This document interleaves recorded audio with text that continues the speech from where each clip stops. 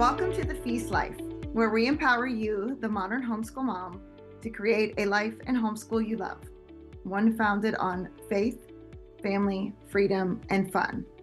I'm your host, Julie Ross, creator of the award-winning homeschool curriculum, A Gentle Feast, and a certified Christian life coach.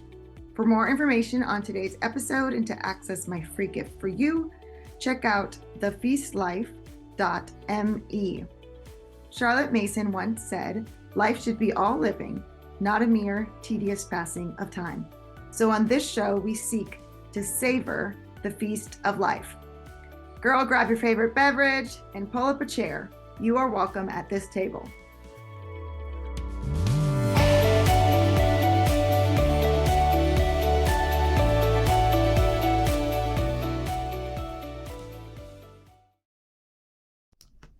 Hello, friends. Welcome back to the Feast Life.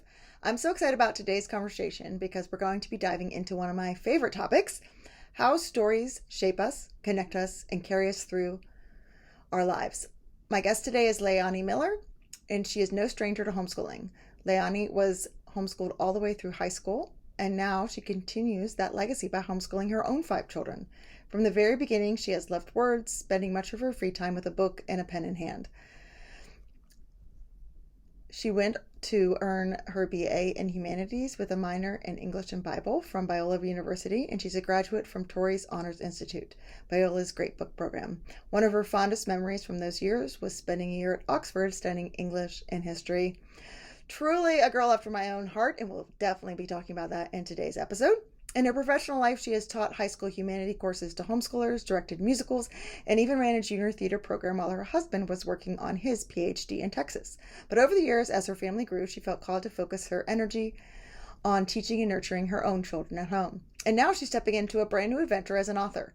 Her very first children's book, All Aboard the Grandparents Express, releases this week, and it's already capturing hearts with its beautiful themes of family, resilience, and imagination. I can't wait for you to hear her story and the inspiration behind her book. So go grab a cup of coffee, settle in, and join me for this heartfelt conversation. Jump in. Hello, everyone. Welcome to the Feast Life. I am here today with, I should ask you, make sure I pronounced your name right before I jumped in. It's all right. Leilani Mueller. Is that right? Yep, Leilani Mueller. Leilani Mueller. Okay, sorry about that. I should always ask. I try to, and then we started talking about coffee and backgrounds and all this, and then I totally forgot to ask. So, welcome to the Feast Life. Today we're going to be talking about Leilani's new book about grandparents, and I'm so excited to have you on. So, before we dive in, can you just give a little bit of background to everybody about you and your family, and then we'll dive in to talk about this new adventure. Yes, thank you so much for having me. I really appreciate it. So yeah, as you said, I'm Leilani Mueller, and let me tell you a little bit about myself. So I am the mom of 5 kids. My oldest is 10 and my baby is 2. I have 4 daughters and 1 son. Stop it. Is your son the youngest? No, he's actually number 2. So we probably had a little bit of a moment where we would have been like, I don't know, the ideal American family. And then we had the trio of little girls, which I still think is the ideal American family. That's so funny because I have 5 kids too, and I have 4 girls and a boy. Oh, are you serious? Yeah, I didn't realize that. Oh my God. That's why I was like, stop. Where's your son in the lineup? He's a baby and he is mothered all the time. Oh my gosh. He must be like the young prince. Yes. Or something down those lines. Because that's how my little baby girl is. But having the girl and boy as 1 and 2 is having 2 oldest because he has to be. Yeah. Yeah.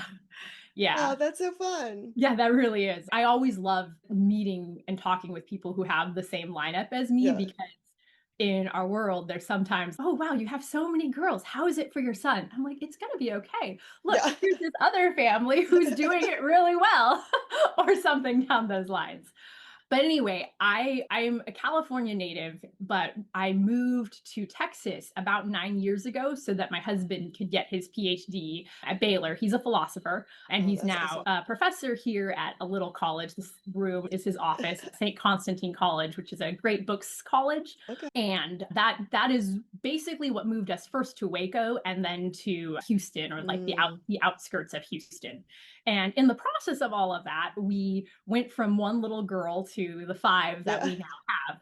And in the process of that all as well, I have been so abundantly blessed by the rich friendships that I have made both in Waco and here in the Richmond, Houston area. But I have been equally blessed by the love that crosses distance that Mm. both my family and my husband's family has shared with us.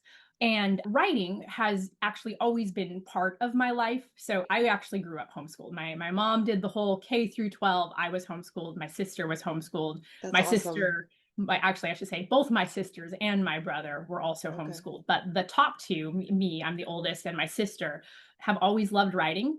My sister is a better writer than I am, and she's in the professional writing world. Like she has 4 books under Oh contract. my. Wow, that's She's amazing. incredible. She's got one with Penguin Random House coming out next year. I'm immensely proud of her. But harkening back to our homeschool days, I could remember when she's 17, 18, has like reams of story ideas. So it's been Wow. really fun to watch her writing process. And I like read all the stuff that she writes and have been involved in storytelling with her. Um, Mm. but while doing that, prior to getting married and having kids, I actually taught a lot of literature, a lot of Shakespeare, a lot of great text, and I directed a lot of theater. And so all of this, both my like experience with my sister and all of this, and just my Hmm. own writing has formed me to be a person who loves telling stories. And so it has been like a wonderful dream to have this little story come out into the world. I wasn't expecting it to be now. I had just had my 5th child, and this Okay. little press had this open call for submissions, and I thought Mm. I would love to write a book for my children that really speaks to our experience and what's beautiful about like what I see in them. I sent the pitch out, and then on my birthday they gave me a contract and I was like, That's wow, I guess I amazing. get to write a book now, which again was really fun because, as I said, my sister's a writer. She had her first book published in, I think, 2019, and she dedicated it to me. And if you know the Bronte sisters, she dedicated it to the Charlotte to my Emily. I'm sorry. Oh, stop. And yeah, so we've always played that we'd be like the contemporary Bronte sisters. We're Okay, not that's that, so funny because when you were but telling about you and your sister growing up, I yeah, literally just wrote on my paper, oh, they're like the Bronte sisters. yeah. That's literally what I wrote. Yeah. So that's so adorable. Yeah, we love the Brontes and we love their work. I think again, another little homeschool moment for like my sister and I think I was first introduced to Jane Eyre by Charlotte Bronte, which all listeners, if you haven't read that book, you should read it. That's my favorite book of all time. Is it really? Yes. Oh my gracious. See, I really enjoy talking to you. See, now we got to have another conversation Yes, about books. Uh, absolutely. I read it out loud to her, and that was like our Oh, first kind of like experience again, like teenage girls reading this book, and that's been like special to us. And then we both were homeschooled and then got great books educations in college and then went on to be mothers and writers and wow, that's so wives, great. etc. And you will notice in my book the Brontosaurus's name is Yes, I was Bronte. going to ask you Spelled, that. yeah, yeah. Spelled like the Bronte sisters Yes, because I was like, little that is thing. my homage to the fact that I love the Brontes and I think they are really talented. It's amazing. Yeah, I And I knew when love I to read think, your bio that we were going to be friends because one, we both have 5 kids, but yes, then you spent time in Oxford, which we can talk yes, about, and then you love musical theater, which we're a huge musical theater family yes. over here. So I'm like, okay, we're just going to have a great conversation. Yeah. Where do you live again? We South should. Carolina, I know, right? Texas You is said too far away, North but Carolina? South Carolina. South Carolina. Yeah, it's a little far. Yeah. If I'm ever there, or if you're ever here, Absolutely. Yes, we should can send one definitely of your get kids to coffee. the college, and then I can meet you when you come for There you parent go. There night. you go. There you go. I love that so much. Yeah. So since I brought up the topic, did tell me about the time in Oxford because I'm such like a huge Yeah. Oxford fan that I just can live vicariously through you. I've been twice, but never to study or anything like that. And that just sounds magical and amazing. Yeah. Okay. It was. I will start there. Okay. Did you ever read Surprised by Oxford? Yep. Hmm. Yeah. I think that's a great little window into Oxford in that regards. Also, side note, one of the reasons we were excited about this job that my husband took here is that it's a great books college that basically teaches writing in the Oxford style, where like the students have their weekly meetings with their mentor. So my husband gets 6 students that he meets with weekly to Oh, that's basically help amazing. them develop their writing. It really is. If they take advantage of it, they can be so well educated, because my husband's really bright, and that Yeah. he's just one of like several, which is one of the reasons we came here to this college. But that goes back again to Oxford. And as you probably know, it's called the City of Dreaming Spires for a reason. And as you probably remembered from visiting it, you crest Headington Hill and you can see Oxford in the distance with its like spires ascending towards the heavens, if you will. And I love that aspect of Oxford architecture because the whole city, or a large part of the city, was built on this idea that we are going to turn our eyes upwards to the heavens and to learning about that which is true. And it's almost, I felt, again, as an idealistic, I was 21, as an idealistic 21-year-old here in Oxford, I felt that I was just placed in a spot that like that was intended to teach me. And I was in like a unique program, and there's actually multiple programs like this. I think that still exists today, where you could be a visiting student in Oxford. So you get your credits count back for your degree back in the States. And there was like a collection of Christian colleges that sent their students to Oxford. So I was living in a house with a bunch of American students, but we were connected to Wycliffe Hall. Awesome. And our teachers, our professors were actual like Oxford professors. And as you might know, like the Oxford model of education is it's a collection of colleges, and each teacher there is connected to a college, and then you study a subject. So for example, I took Shakespeare one semester. Amazing. Yeah, it was great. And so I had a tutor who I would meet with once a week. I'd write her a paper after I did a bunch of reading, usually 3 or 4 plays a week and some secondary research. No, we did a lot of work. And we had 2 tutorials. We did that one and then a secondary tutorial that met every other week. So one week you're writing 1 paper, every other week you're writing 2 papers. And then over that course of that like 8-week trimester, you're writing another paper. Wow. Yeah. This is why when students like ever complain about their work, I'm like, yeah, it's easy. You'll be fine. I know, right? And I talk to my kids. I'm like, It's I had to go to reading. actual library and read the whole entire book to find one quote to back up my point. You Yeah. have it so easy. Yeah, exactly. Oh, but speaking of libraries, so you have this, Oh gosh, but you're in a place where, again, you probably saw it, but like they have the most beautiful libraries in the world. And like I sometimes today, I like think back and like I had a card that got me into all of these libraries. Wow. Why didn't I just sit there for hours reading and writing all the research? Because you were 21 and you probably want to see the city too. Yeah. I also traveled and that type of stuff. Or hunting, that was fun. Hunting on the did you read Gaudy Night or any? Did you read Gaudy Night or anything by Dorothy? Dorothy Sayers, yeah. Living our best Gaudy Night moments. Yes, that's so cute. Yeah. Yeah. But they had the most beautiful libraries. And then also another aspect that I really appreciated about Oxford is there was also libraries dedicated to each subject. So I am a humanities major, was a humanities major, and studied English and history and philosophy, mostly English and history. Married a philosopher, but mostly English and history. But the libraries they would have were dedicated to one subject. So there's like the English faculty library. So you would go in and let's say you were writing a paper on Tennyson, which I did, and you walk on in and there's like a whole like shelves dedicated to his life and then all of the things that he wrote. And they do that for all of the major writers. Wow. And it's just so amazing to have this at your fingertips. Yeah. Yeah. So it did, I think, some combination of being young, being in a place that was dedicated to learning, being in a place that was beautiful, spreading your wings, if you will. It was a magical experience. And and it has been very formative to me. I think as someone who'd been a homeschool student prior to like my college experience and then studying abroad, that this was it felt like a window was open to something divinely beautiful. And I think maybe to quote Wordsworth, to go back to what he says in Tintern Abbey, can return to the memories of this and take joy in it.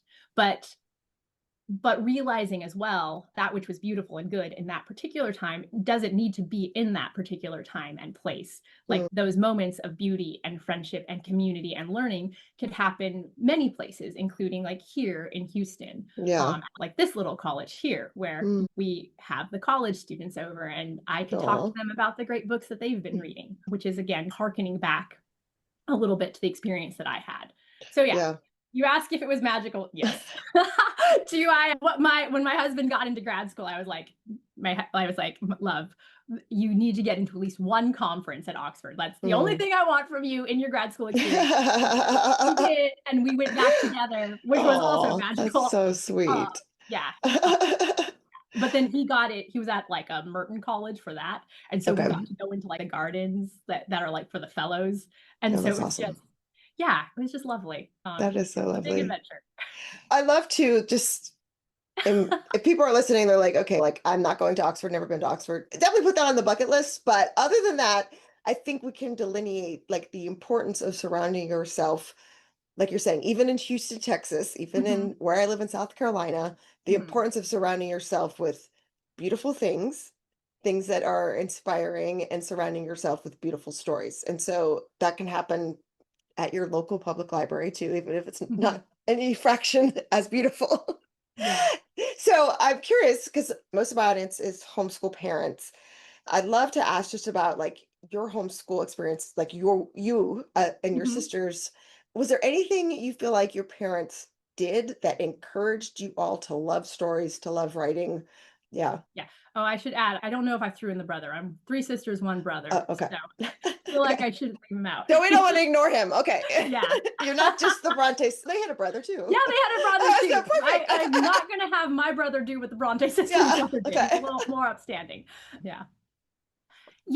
Here's a couple of things that my mom did really well that I really appreciate and am grateful for. I also want to add, like my mom, she didn't go and get a college education. She got married young and was committed to the idea of following God in whatever ways he might lead. And for our family, she just thought that she needed to homeschool us.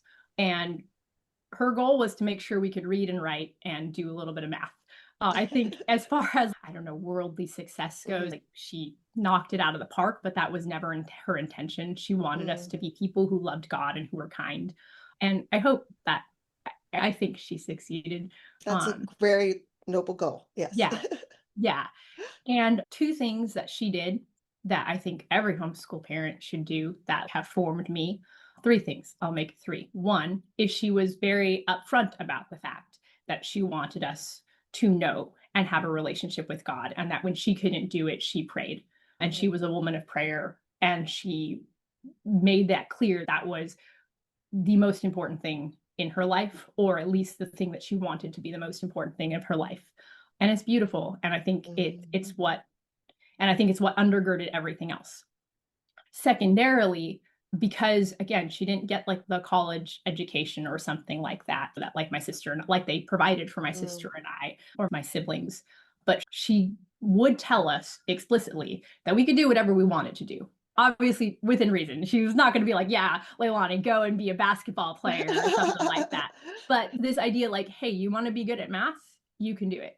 If you want to do these things, apply yourself and attend to it. And like now that I've been a person who's read and thought about a lot more ideas and things like that, I think that going back to kind of Charlotte Mason's books, which I know you and probably your listeners in general really value her opinion and advice and thoughts. But going back to what she says about education in part needing to form the child to turn their will to do the thing, to do the good and the right thing. Like we can't force our children. Maybe right now we can, but ultimately the goal is to, you can coerce it a little bit, maybe. But ultimately the goal is that they will turn their own will to the things that are right. And I think my mom, without even realizing or like having some sort of philosophy behind what she was doing, did that for us. Wow. She like allowed us, again, just by talking to us and by encouraging us and by, I guess in one sense, spreading the feast, let us know that we could do it if we wanted to, but it was us turning our wills in that direction. When I was, I think, 10 years old, she handed me a book on the American Civil War, and I loved it. I like read it in probably a sitting or two. And then I proceeded to go to the library and get everything I could get out on like the American Civil War and just read voraciously. And so she fed that. And when I was like 14, she let me plan a trip through America to That's see like amazing. various Civil War battlefields. And so it was amazing. She let me like find the places and pick the places. And yeah, it was really rich. Yeah, it was really rich. So that's thing number 2, like allowing us to just letting us know that we ultimately were the ones whose wills needed to be formed a particular way, and that we had to choose. And that she wasn't in one sense going to make us, it had to be us choosing. Yeah, and self-education too, like Charlotte Mason Yeah. said, right? Yeah. Yeah. And then when I was really little, probably 5 or 6, she read the Bible to us, and she read a lot of read alouds. But now reflecting back on what I want for my kids, and yes, mom, that was exactly right. I know so much of the Bible now because you read it to me when I was 6 and 7, when my mind was all spongy. Yeah. And so all of these like weird, obscure stories of Judges and Genesis, I know. And she read to us a lot. And I think that that's a really important aspect of homeschooling for 2 reasons. Number 1, you get the content from good books. She's reading us good books. She read me Little Women. Oh, And wow. then you get the memories. I remember my Yes. mom reading Little Women to me. And then I got to read Little Women myself, or like the Little House books, or again, like the Bible. And it was just really wonderful. She's a wonderful lady. She does sound like a wonderful lady. Thank you so Yeah. much for sharing that. And I think that's so encouraging for people to hear because Yeah.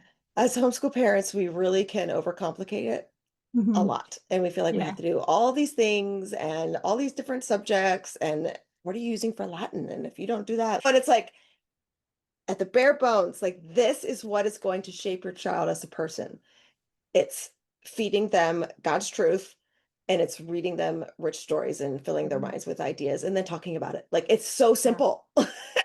Mhm. So you don't need to overcomplicate it. And it's those beautiful stories that do feed a child's imagination and do lead them to have all of that wealth of beauty, truth, and goodness to pull from later in life. Whether they're a writer or they're a heating and air tech, like that's Yeah. never going to leave them because that is what actually shapes you as a person, Yeah. not just information. Yeah. So for example, my dad was a woodworker and was a part-time owner of a woodworking business. So my mom had my brother go start learning woodworking at 16. That's all. And so they live in LA, but last year, right before he got married, he got a job at LAUSD as one of their carpenters, like union That's carpenters, awesome. Yeah. which is great because yeah. And so again, it was like she was feeding our interest and like directing us places that, yeah, without us even realizing, I think really set us up well, both for lives that are again following God, but also just rich and honestly happy. Yeah. That's wonderful. Yeah. So And so that ties in really well with your book and what we're yes. talking about because Mhm. it sounds like you have an amazingly wonderful relationship with your parents. And so I'm sure that was very hard to take your family and move across the country. So is Yeah. that part of the inspiration for the book? Was there something else? Yeah. No, I think that's right. And so when you read the book, the grandma in the book is largely inspired by my mom Yep. a lot. Even some of the ways that she jokes with the kids. I'm like, yeah, mom, when you read this, I hope you see yourself because that's the hope. So uh, has she read it yet? her copy hasn't come yet. I think I like was Okay. talking to her about it yesterday. I was like, has it arrived? Because here's the other thing. I was talking to her. I was like, I want you to read it because I want you to tell me honestly what you think because I know that you will. Yeah. So I hope she loves it, but we'll see. She'll let me know. And That's so cute. but yeah, it was inspired. It was inspired by a couple different things. So it's a mix of inspirations that have come to help shape the story. One was, so we moved from California to Waco, as I said, and then Waco to Houston. Waco, we lived in for 5 years. And it's so weird to me, but my 5 years in Waco was probably as beautiful and as rich as my like year in Oxford, which is Wow. bizarre because Waco, Texas and Oxford, England are aesthetically two extremely different Well, places. you do have the silos. Yes. Yes. It's kind of like spires. Yeah, Exactly. You know what you have right now in Waco and what was really beautiful about Waco when I was there, and probably still, is you have people who loved the place. Mm. I don't know, have you ever read Chesterton's Orthodoxy? Yes. Uh-huh. So you know how he, like, talks in, like, The Flag of the World about loving a place and planting your flag in that place Mm, and changing it because you love it? mm. When people do that with a place, which I think is what's been happening in Waco since the advent of Magnolia, Yeah. it makes it a richer place to be. And honestly, Mm. as a place to raise young kids, Yeah. it was uniquely beautiful. And then the other really weird uniqueness about it is, again, my husband was in the philosophy program. And you probably know that the world of academia has all sorts of things going on in it. But Baylor philosophy was Mm. weirdly unique because it was committed Christian philosophers who That's wanted awesome. to do the highest level of philosophy in like the nation, honestly providing this really beautiful community for the families. Like the philosophy wives or sometimes husbands, because there were women in the philosophy program too, would connect, and there were potlucks, and it was just this rich experience of people who had come together because they'd often moved, like I did, from rich communities prior, and we Mm. formed this new community, if you will, Yeah. around this idea that, again, God is the most important, and if we are going to work in his service when we've been given certain gifts, those gifts need to be refined in particular ways. And so that's why these families came far from families they loved to be able to do this, so that their husband or their wife could be trained in these particular ways to then go out and serve in ways that only this particular type of education would allow. And so in some ways it felt very mission, but while doing so, again, it was just beautiful. And the friendships, like if you look at the back, if you look at the acknowledgments, there's a couple families that are in the acknowledgments, and the kid's name, I ultimately changed it to Jack. And it's the name of one of the little guys that is friends with my kids. Yeah. And they're just these precious young people, like my kids, these other kids who've grown up together. Yeah. And so this story is also for them. It's for my family, it's for them, Mm. it's for these families who have felt God's call for particular reasons to move into different places, which might mean leaving something beautiful and loved.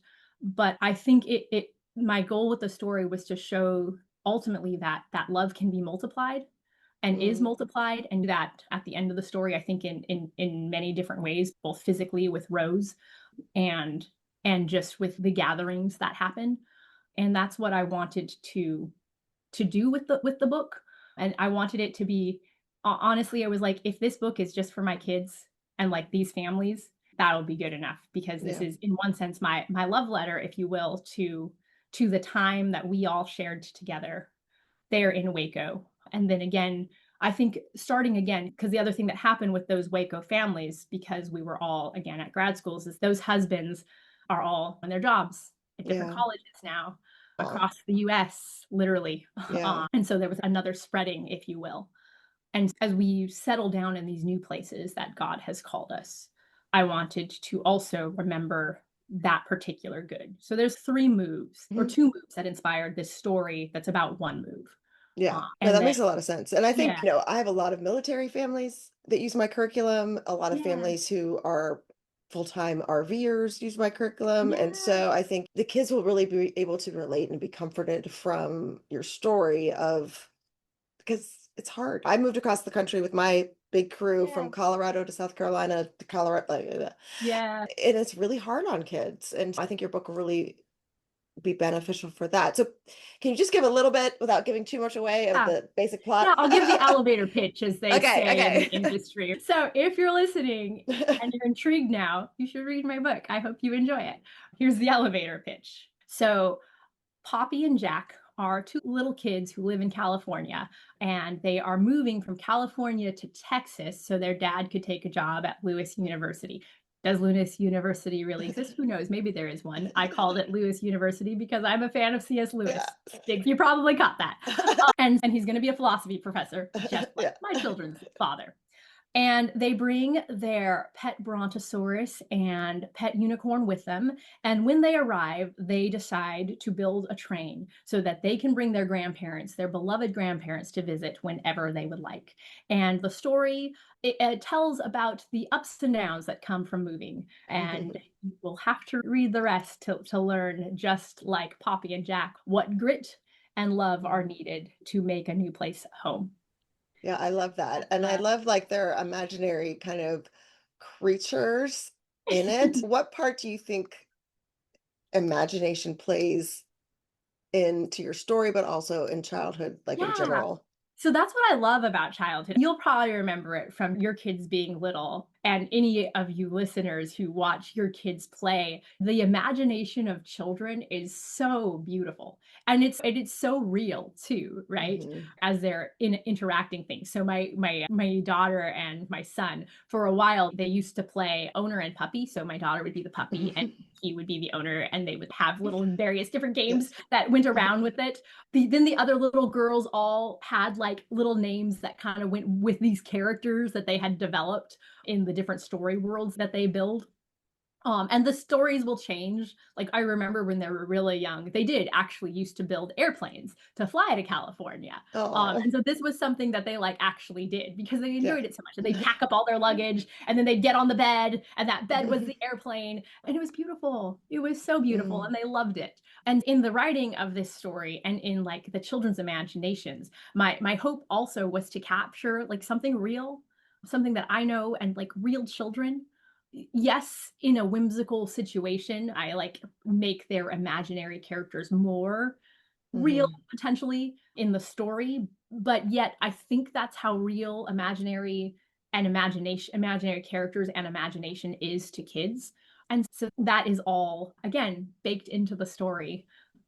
And yeah, and inspired again by my own children and their friends Yeah. and like the many storied lives of the Mueller children and the Kemp children and the Johnson children. Yeah.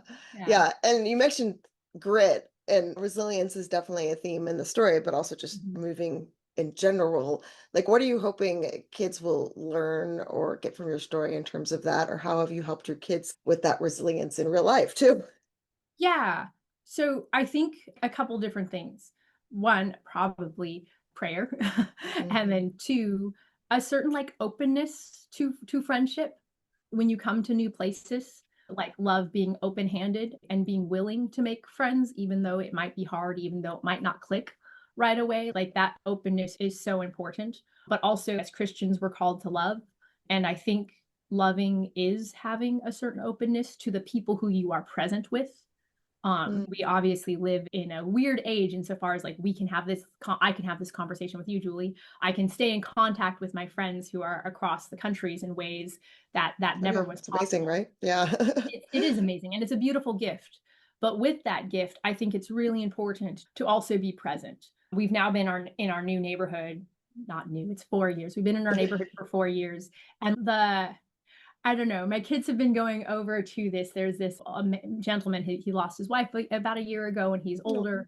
And like he's like a surrogate grandpa to my kids, and my kids bring him a lot of joy.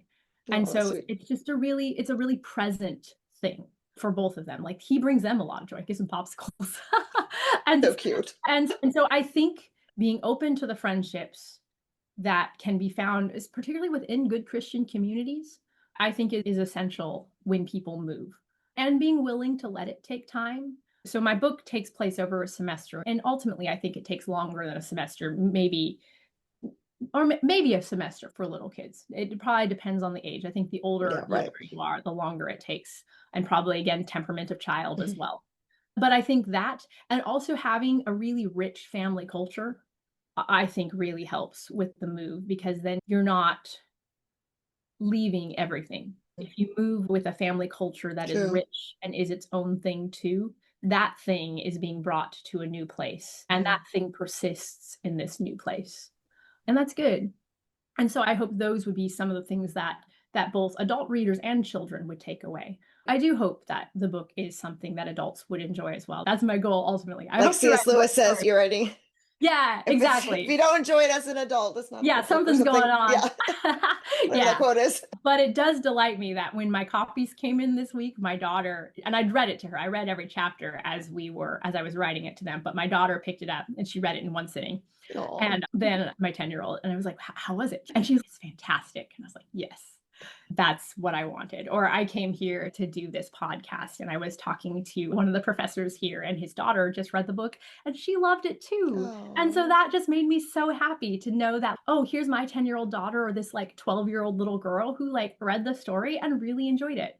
Mm. Maybe they enjoyed it because they know me, but I think maybe there was more to it than that. So So, I'm taking then that you don't have a certain age group in mind. Your hope is that it's timeless. yep. Okay. Okay. That is my hope. I don't think I'm that good yet, but that is my hope. Okay. So Check whatever back in age 10 you years. are, this is good. Is it, I know you said you really were thinking of your own children and your own family and this kind of beautiful community that you built, but who are you hoping, like, what is your intended audience? Yeah. So I think a good intended audience would be like 5 to 12. 5 to 8-year-olds unless they're so language wise, if you're going to try to read it, you have to be a very capable reader probably Mhm. to read it, like a fluent reader. So if you have a fluent 7 or 8-year-old, they could read it on their own. But again, the reading range can take off at 6.5, 5 fluently, or sometimes 8.5, or maybe even older. But so that's as far as read on your own. And then I think it would make a good read aloud. I think it would make a good morning time story, honestly, that people could enjoy together. Yeah, because even But if you're yeah. not moving, I think the themes of family and faith and like the grandparents Yeah. applies to everyone. Yeah, I hope that ultimately it's a story that actually also just tells a good story. I think when we read stories like Sarah Plain and Tall, or I'm sorry, I'm picking out some of the best ones. I don't think I'm as good as this. Or The Tale of Despero or something like that. Like they're telling a good story about true things. And Yeah. if you're reading a good story about true things, it doesn't have to be your experience. In Yep. fact, it's a good thing if you're reading Hmm. stories that aren't your experience. Yep. If you've lived in the same place all your life, then probably my story would be a really good story to read because it tells about something beyond one's experience. Yeah, Um, exactly. Yeah, it provides yeah. a window into someone else's Yeah. existence. Um, Yeah. yeah. And I think that when we're talking about living books, like that's what we want. We want books that bring us and our children into contact with real ideas. Mhm. I was talking to a friend today and I thought this was really wise of her. This was again one of those Waco friends. And she was telling me that she thought we did living books because if we think the best thing is to experience like the world of the four seasons, then maybe the second best thing would be to experience a book that explains those four seasons in a story so that you feel it maybe a little bit. Mm. And I think that's my hope with this book, that maybe for people who haven't moved, that they'd be able to experience a little bit through Poppy and Jack, and honestly, the pregnant mom. Yeah, um, we yeah, can all relate to. yeah, yeah, exactly. And yeah, so I was hoping that, yeah, that people would be able to see an experience that maybe they didn't have and recognize it as true. But I'm also hoping that people who read the book and have experienced it will also recognize it as Mhm. true based on their own kind of experience of moving or experiencing new friendships and the fears and anxieties that come with that and the joys that come with new friendships Yeah, or and the even as adults, right? We're making new friends, even if you haven't moved and you have different yeah, life stages and you're yeah, around, your yeah, kid's a part of this new thing, and now you got to go make friends at this new. It's yeah, always part yeah, of life. yeah, I could only imagine. It doesn't stop when you're little or when you're older. You're always Yeah, meeting new people and making new friends, and also too, yeah, like most likely and I think this is like what you're talking about, the importance of living books, because it does give our kids insight into something they may or may not experience. Obviously, my favorite book's Jane Eyre. Like, I didn't grow up in the marshes of England in the 1800s, but there's universal principles and there's yeah, universal truth and beauty that yeah, apply to me in my yep, particular situation when I was reading as a teenager that yeah, made it my favorite book. And yeah, so I think for our kids too, like most likely they're going to meet somebody who has moved. Yeah. maybe misses their grandparents or needs to make a new Yeah. friend. And then, Yeah. oh, I read this book. And so I have empathy for the new kid in my co-op Yeah. because that must be really hard because I read this Yeah. book. That's what changes us as humans and Yeah. the power of story. So it's Yeah. really congratulations. I can't Thank imagine you. doing that with my fifth child. That would have I been know, a it's kind of a lot. miracle it came out. I think it's because I love stories. But And it's so it was also like actually my rest time. birthing another baby. Yeah, exactly. My book baby, if you will. Yes. I feel Yeah. like that with the Gentle Feast. It was like my curriculum baby. It was like, Oh, I can I mean, imagine. it's you put so much of your heart and soul into it, Yeah, and that exactly. definitely came through with your writing. So thank you for coming on to talk to us today. It was wonderful to meet you, and they can get your book anywhere, all the book Yeah. places. Yep. Yes. Amazon, Barnes& and Noble, all the book places. Yeah. I actually have I was excited. I have a copy, Yes. Oh, I want to see it.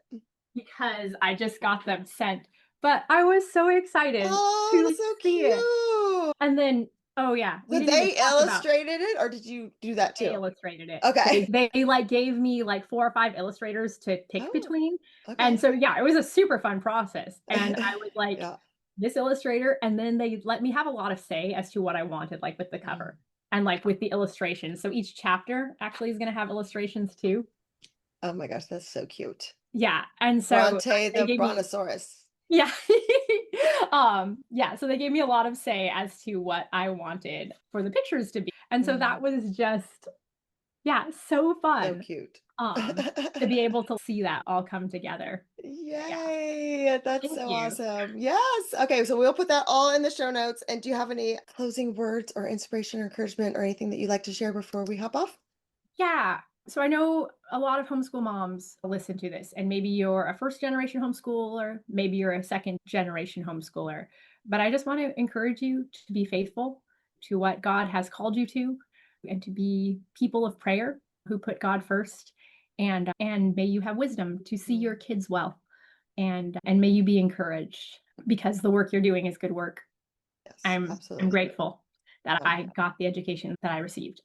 and I think that's so important for people to hear. So thank you so much for those encouraging words Yeah. because sometimes it's when you're in the Hard. trenches and you're like, why am I doing this? Yeah, it's hard to homeschool. Even I admit it, it's hard. That's Yes. part of it.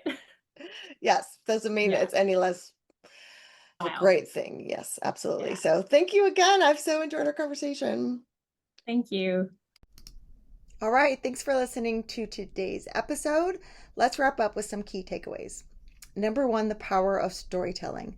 Leilani shared how her love for writing, nurtured through her own homeschool experience and a lifelong connection with her sister, grew into a published book for children. Number two, family culture travels with you. Moving is hard, but bringing a strong family rhythm and culture creates continuity and stability, no matter where your family lands. Number three, simple homeschool practices matter most. Daily prayer, read aloud, filling your child's mind with God's truth and rich stories left a lifelong imprint on her and her siblings. Number four, imagination as reality from children. From unicorns to homemade airplanes, imaginative play helps children process big changes and builds resilience through creativity. Number five, faithful encouragement for moms. Leilani reminded us homeschool moms to stay faithful to what God has called us to do, to trust the process, and to take courage that what we're doing is truly good. Make sure to check out the show notes so you can get a copy of Leilani's book, especially if you're moving or if you're away from your grandparents. This would be a great story to read to your children. Add it to your family's reading stack for a heartfelt story about love, resilience, and making new places feel like home. Thanks again for listening.